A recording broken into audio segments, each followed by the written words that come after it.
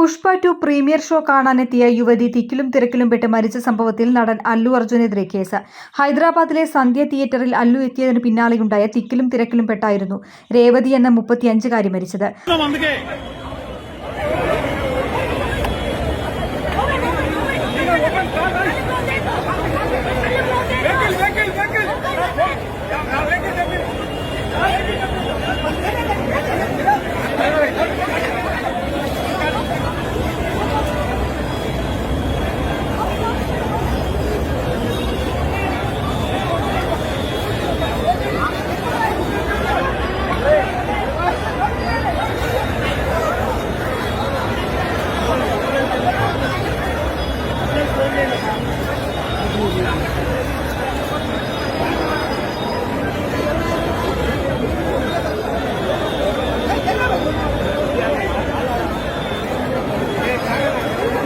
നേരത്തെ theatre മാനേജർക്കെതിരെ police കേസെടുത്തിരുന്നു. ഇതിന് പിന്നാലെയാണ് അല്ലു അർജുനെയും കേസിൽ പ്രതി ചേർത്തത്.